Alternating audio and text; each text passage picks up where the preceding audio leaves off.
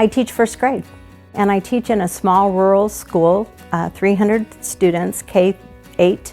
I've taken the LIPS workshop, the Seeing Stars workshop, as well as visualizing and verbalizing. It has a perfect balance of theory and practice. I think it's more of an approach. You do everything through the Lindamood-Bell philosophy.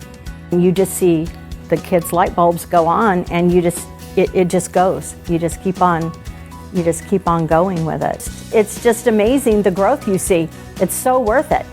It's so worth the time that you take to go to the workshop